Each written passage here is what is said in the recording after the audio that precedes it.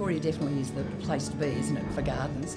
And it's always been like that everywhere you go, from Mildura to Cann River to Warrnambool and Melbourne, of course. It's, spot on. What would our roads be like without street trees? What would our public spaces be like without green trees? What would our world be like without green stuff? That's, I suppose, the message that we're putting across to the members of Parliament. People know why this is important. It's not just something beautiful to look at. Our open spaces encourage people to recreate and live a healthy and active lifestyle. Thank you all for coming in. I thank the Deputy Premier for coming along. Not very often you'd probably have us doing something bipartisan, so I think you've actually got a joining of the hands when it comes to horticulture, around plants, around gardens.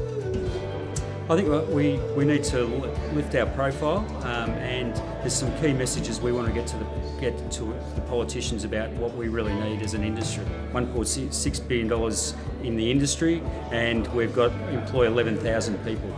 So it's a big business. Speaking to some of the businesses in this room and employing 30 people, 40 people, 100 people right across regional Victoria and metropolitan Melbourne. Melbourne's expected to grow, estimated to grow by 3.4 million people, from 4.5 million to 8 million by 2051. So incredible population growth. A great challenge, but also an opportunity.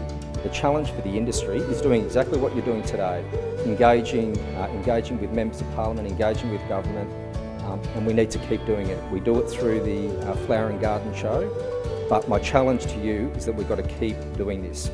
Show young people that there is a vibrant, exciting pathway to one of the key economic drivers of Victoria. It's about making sure that we actually get the planning right, and not that any of us would like any more red tape in the world, but it's actually having regulation that makes sure we have fit for purpose varieties and plants actually put into the places where they need to go. That what might be applicable here in Melbourne, what might be applicable in the southwest is very different to what's up along the Murray in my area, and making sure you get those right plants into those developments. I think yes, you are a nursery and garden industry, but I actually think you're in the wellness business, as the Deputy Premier said.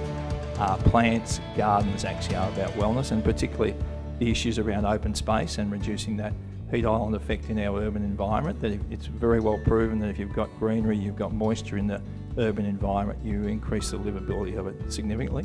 Drive down the pretty country towns that are that weekend destination, and why is it? It's not because of modern architecture, it's because of things that have been left behind by the past, and a lot of that is gardens, parks and trees. Everyone in this industry, as I said before, has got a very positive story to tell. Victoria is the leader in horticulture, and it can only get greater. Young men and women feel like they've got no future, and if they can find the passion that we've got and all the people in the room, they'll be happy for life. And I always believe that a good garden can reflect your life, and a great garden can improve it.